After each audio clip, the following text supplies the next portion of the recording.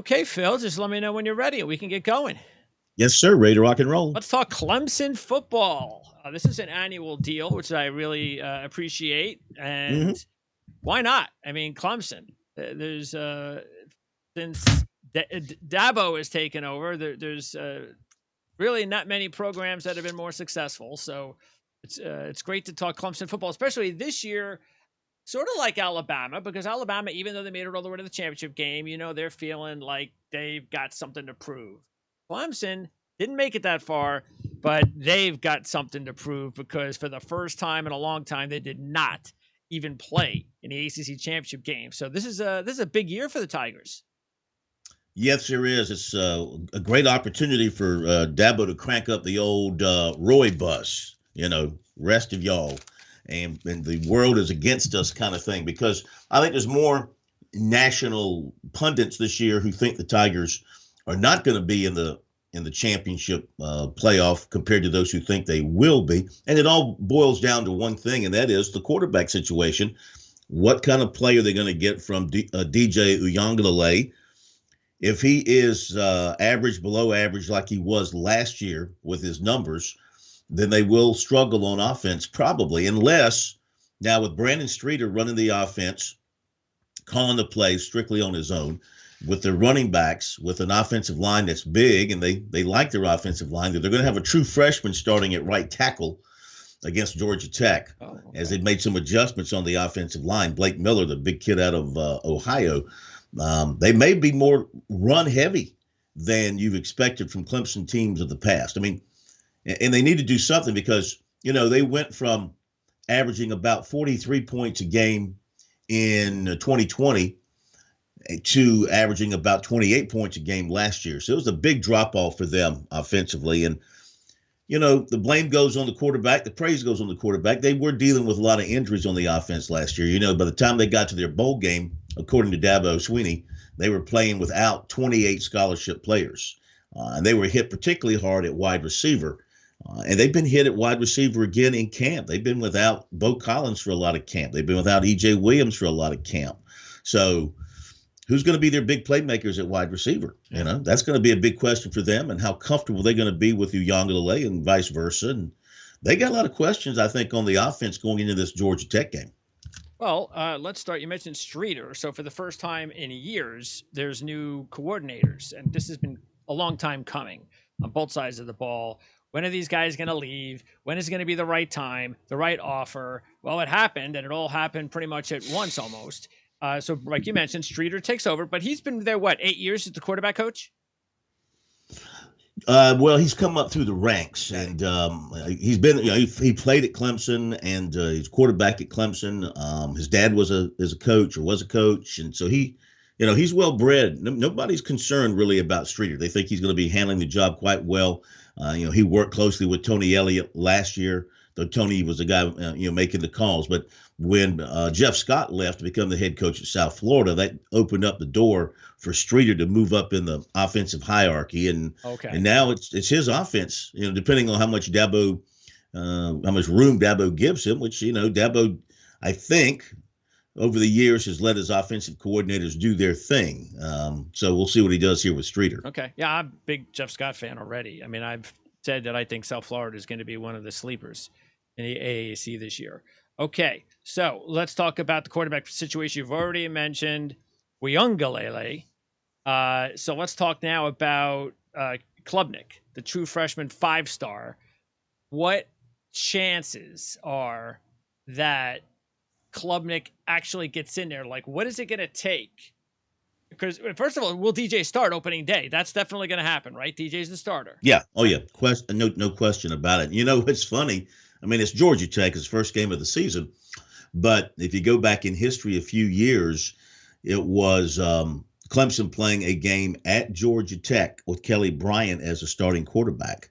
And his backup was Trevor Lawrence. Trevor Lawrence was a true freshman, the highly Okay. touted true freshman, but he was the backup, and Kelly Bryant was a starter. They go to Atlanta to play at Grant Field, or on the Georgia Tech campus. Now, Monday night they're playing at the Mercedes-Benz Stadium in downtown Atlanta, the Falcons' home. But it's going to be a Georgia Tech home game. It's only going to seat 42,000.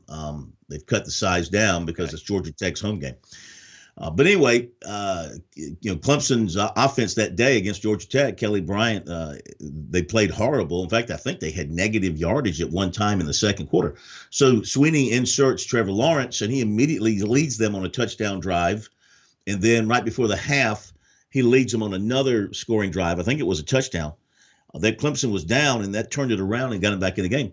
Trevor Lawrence started the second half, and that was that. Yeah. It was his team from that point on. It was in the Georgia Tech game. Now, I'm not suggesting that if Uyunglele struggles in the first half here on Monday night, that there's going to be a quick change to Cade Klubnik. Don't confuse the two, or actually the three. The problem with the Clemson folks right now is they were so spoiled by Deshaun Watson and Trevor Lawrence having two college quarterbacks that were ready for the NFL. But, I think we all agree they were ready for the NFL, if not by their freshman year, then soon after their freshman year. That's how good they were. Yeah. Well, these guys aren't that good. Uyunglele is not, I don't think, of that quality. And Klubnik is a good high school quarterback coming out, but nobody's considering him a generational quarterback. Okay. So that's important. That I'm aware of at this point in time. He may develop. He may be the guy at some point, but they're going to sink or swim here early on with Uyunglele. Sweeney is stubborn, if nothing else. And he's stubborn because he wants to prove others wrong and prove that his opinion is right. Yes. And Uyunglele's worked hard in the offseason. He's lost about 30 pounds. He slimmed it down. I think you'll see more of him in the running game. You'll see more RPO, you'll see more quarterback keepers, you'll see more design calls for the quarterback to run the football. They think he's in good shape, physical enough to do it, fast enough to do it. Remember, people were shocked by the speed of Trevor Lawrence. Well, Uyunglele, may be a better athlete than Trevor Lawrence from that standpoint of running the football. So I think you're going to see more of that incorporated into their offense. And then they love their running backs. They love Kobe Pace, and they love number one. Shipley. So, So, they feel good about the running back situation. Yeah, that'll help. No question. Take a lot of the pressure off the quarterback.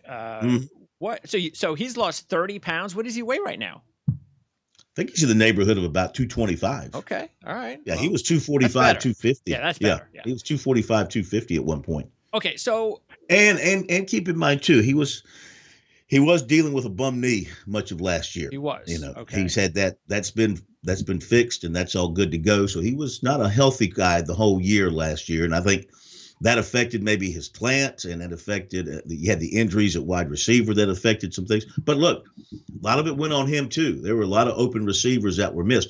And I'll say this, the spring game did not leave the Clemson fans with a great deal of confidence. He did not look good in the spring game throwing the football. Okay. So if he's made the improvement, it's been made over the last 3 or 4 months, and he'll show it on Monday night. Okay. Yeah. No more hiding him. That's for sure. So we'll see soon enough. Okay. So now you mentioned those two running backs, Shipley and Pace, and we haven't really Pace.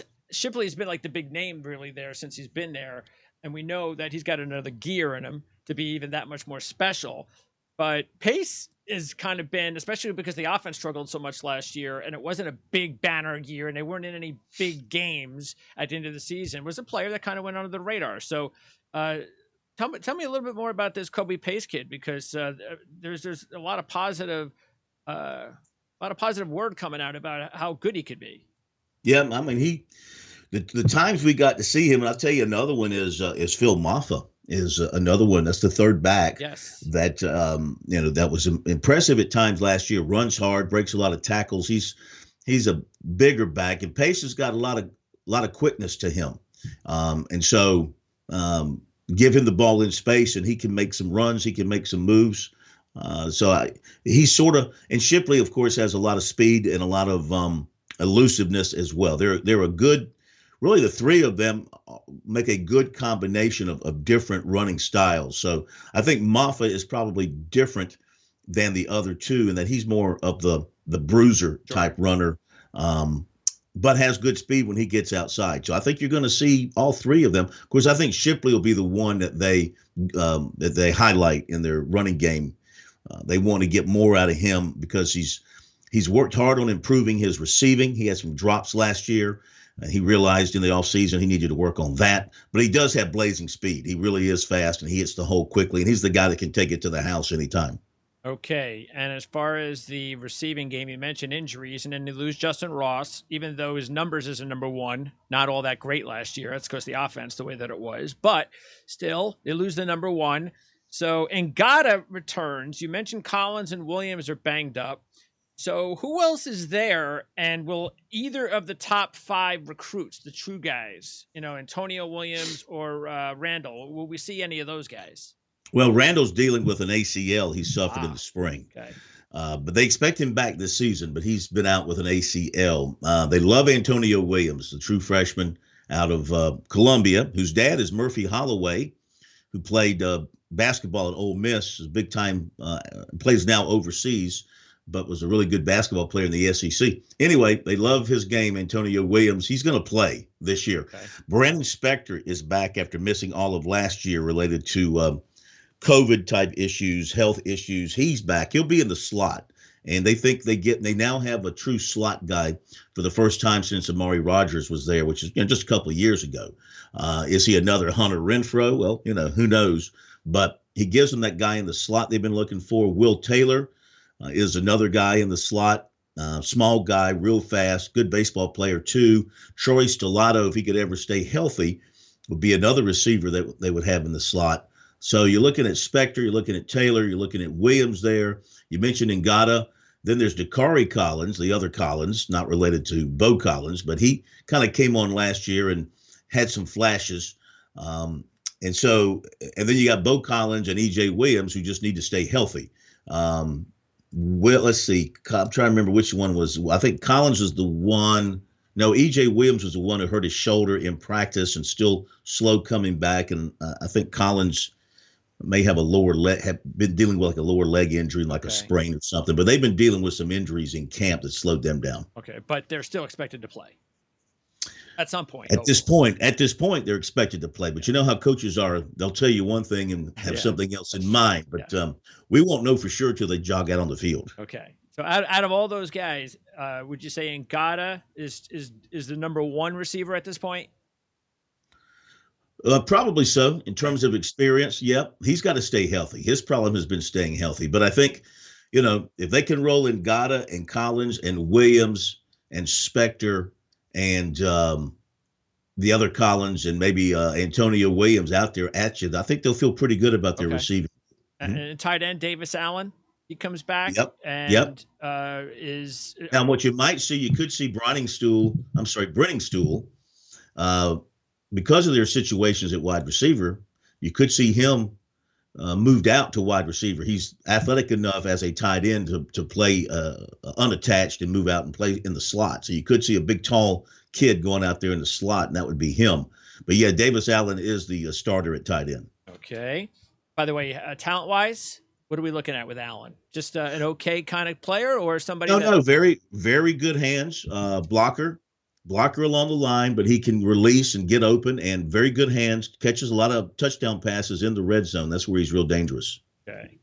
Brenningstool would be more of your down the field tight end type player there, guy that can get down the seam and make plays down the field for you.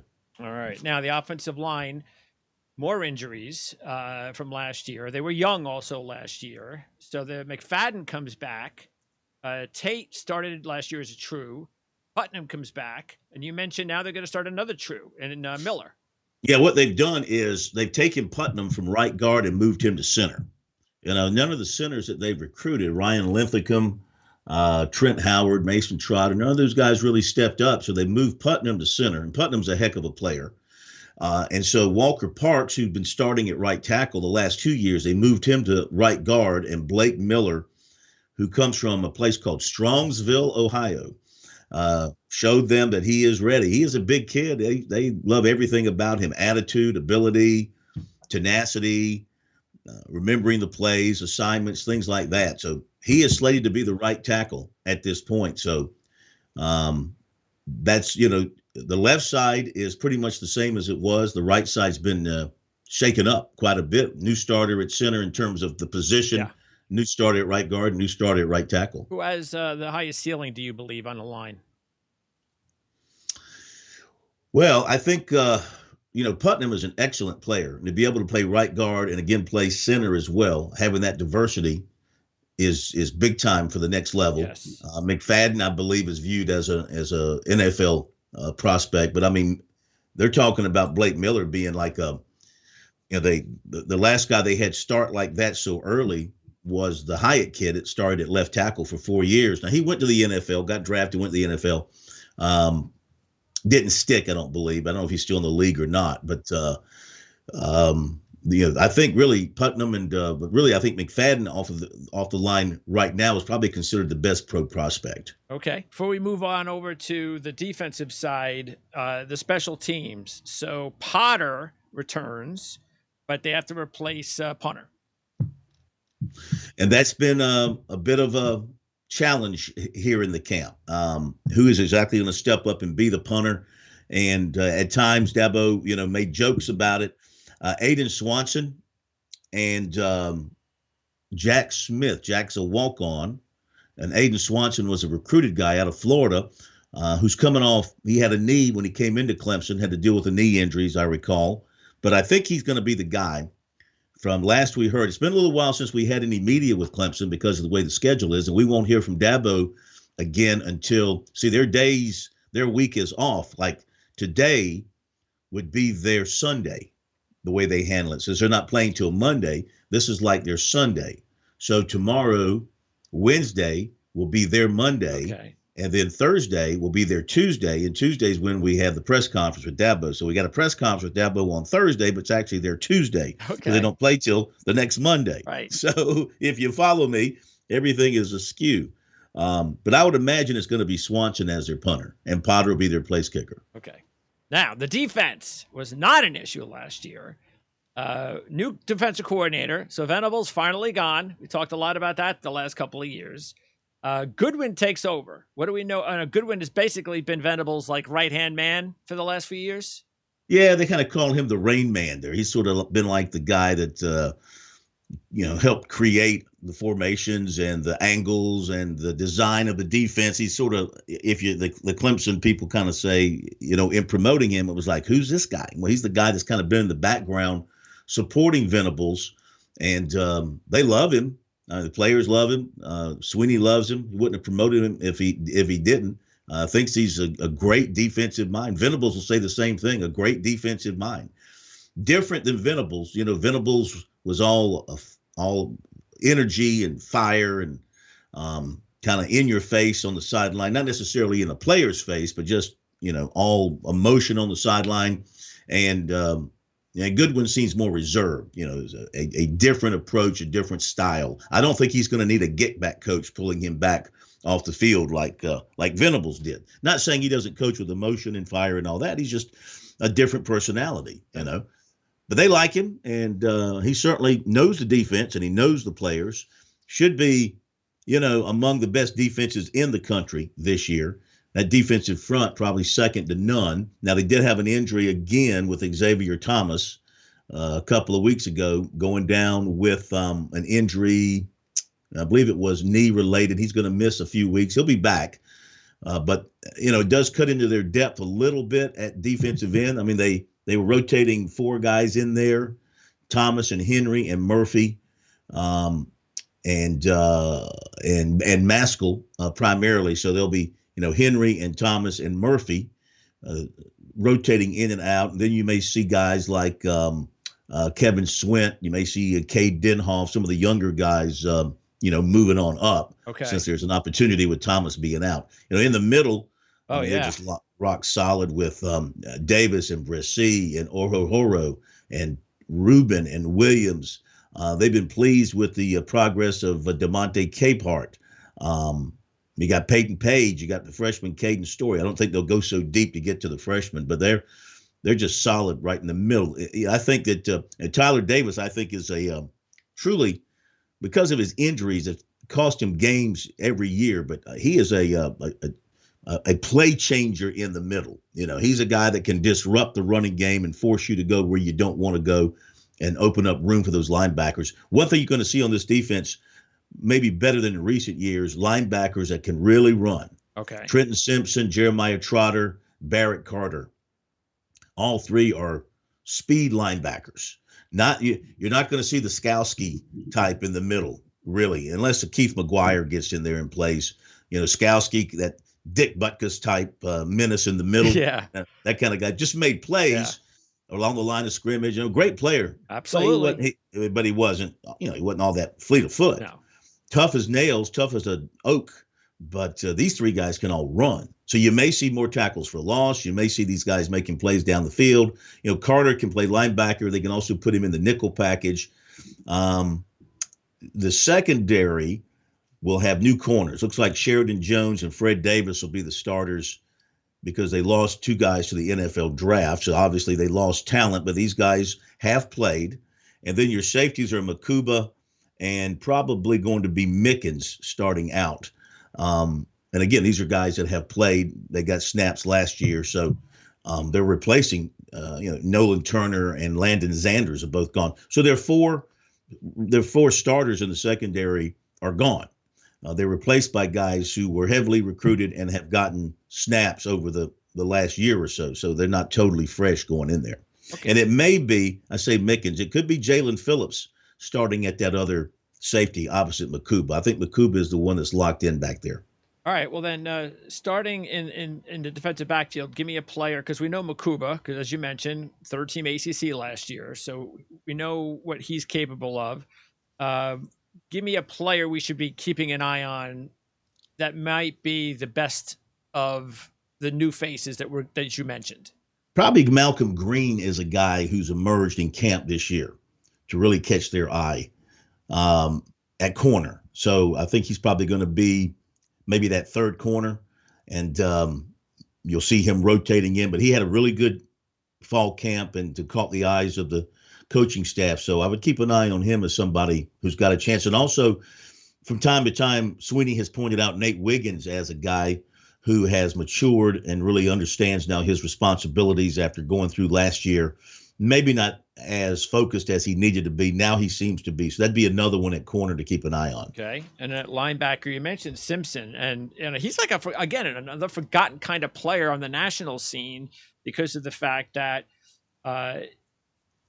even though the team was real solid defensively last year, when you're not winning and playing in the big games is what happens. But he had such a great season, especially at the linebacker spot.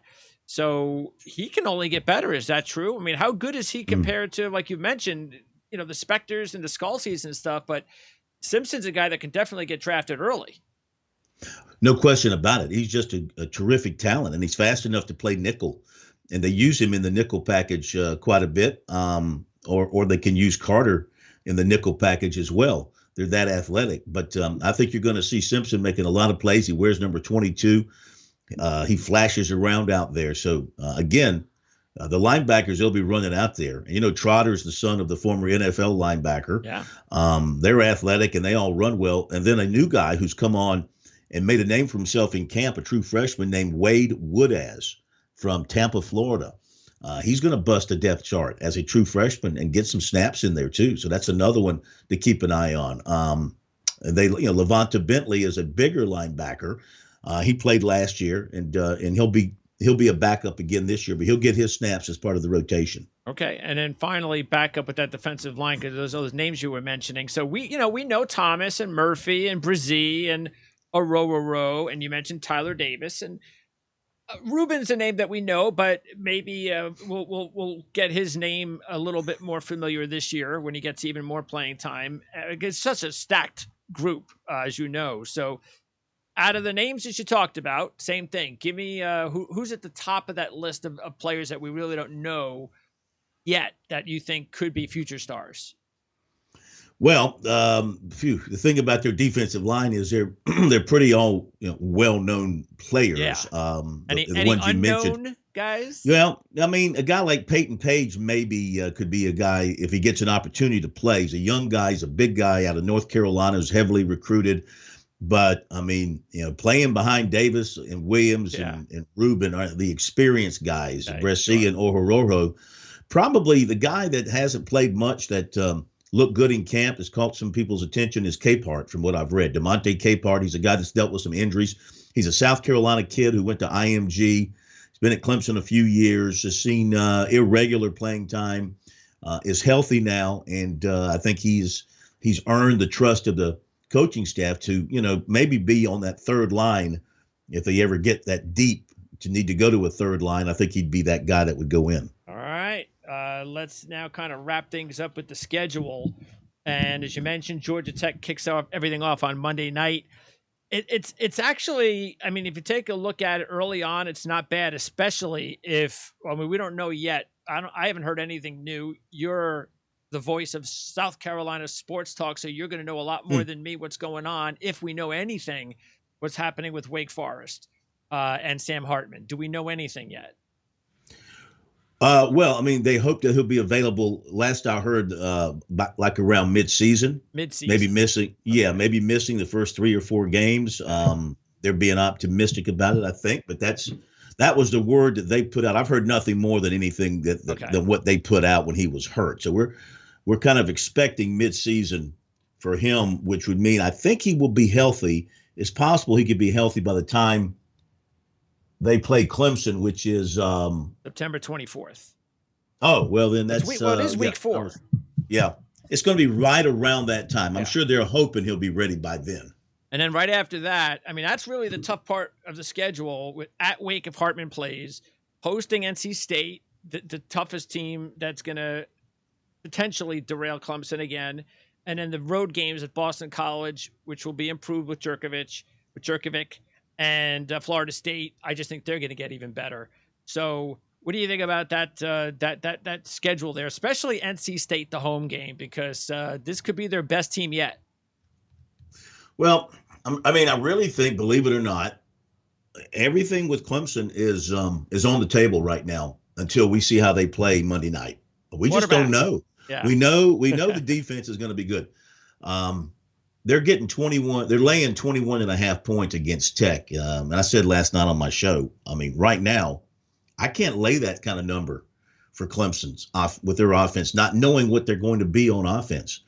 And I think Georgia Tech's going to be an improved team. I mean, they've shaken up their coaching staff. Chris Winicky is the quarterback's coach. Certainly, he's got to help Jeff Sims improve. Chip Long's the offensive coordinator. I think he's highly regarded. I think they're going to be better. They need to be better. Oh, yeah. At Georgia Tech. I mean, they've averaged 3 wins a year the last 3 years. That ain't going to get it done. Well, you knew it was going to be a long process when you go from the triple option to trying to just get back to playing regular football. So it's exactly. It doesn't happen overnight. And by the way, I'm just looking at the just released Clemson pregame depth chart. Just got it moments ago as we've been talking. Okay. And just seeing if there's anything here that jumps out at me that's different from what we've been talking about. And pretty much everything is the same. Exactly as I told you on the offense with Spector, Williams, Bo Collins. They're all listed in there as starters, or let's say the punter. Where they're listing BT Potter or Aiden Swanson as the punter. Oh. So Potter could handle both. Okay. Potter could handle both at this point. And no other changes there from what they do have. Jalen Phillips listed as a starter at that other safety spot. So that would be one slight difference from what I shared with you. And then at the end of the season, also, it's got its tough games at Notre Dame, but then the last 3 at home. None of them easy. Louisville, Miami, and South Carolina. Matter of fact, Miami, who knows? You could see Miami in the ACC championship game. So that's quite possible. Again, it's a lot of unknown for this Clemson team. This is just not yet. And I could be totally off base. They could be a powerhouse. I mean, they could go out there and, scorch the earth with their offense. But I don't know yet. We don't know. I don't know, we'll see how good Georgia Tech is, but with the way the schedule is for Clemson, if you don't learn much against Georgia Tech, you're probably not going to learn much against Furman or that much against Louisiana Tech. Maybe really NC State, that game on October 1st. That's the one. Might be the game that, raises all the flags about this Clemson team one way or the other. Yeah. But I think even though the opponents aren't that tough, I think we will know even on Monday night whether or not there's an improvement at quarterback or not. Oh, no question about Yeah. that. Yes. And there needs to be if by the Yeah. time they play NC State, because if they don't get, because it's going to be a lot tougher to beat NC State the way like if they had last year's team compared to what they could be, like you said, if they can get to that next level on offense. Well, NC State, by beating Clemson last year too, sort of, they don't have to fear Clemson anymore. I think a lot of times with Clemson, as good as they were, a lot of teams were beat before the opening kickoff, just in their minds. Yeah. NC State, having played Clemson close but not beating them in recent years, now they've got the W. They may have the best quarterback in the ACC. Right.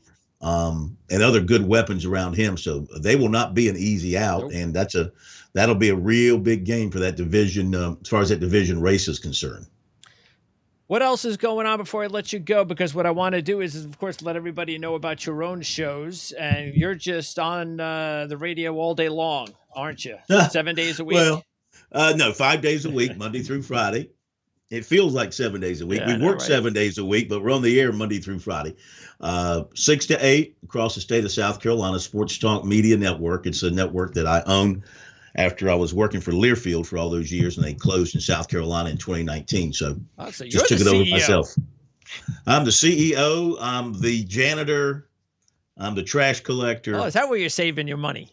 I'm the bill payer. That's the worst part. I'm the bill payer. So yeah, it's my baby. It's my baby. Awesome. And we're just trucking along, trying to do our thing as best we can. Well, Phil, I appreciate your time as always. I hope we get an opportunity to talk, especially if things are going well for both NC State and Clemson, maybe before that game, because that'll be the big one, the early big one in the ACC. I'm always here for you. I appreciate it, Phil. Thank you very much. Thank you. Good talking to you.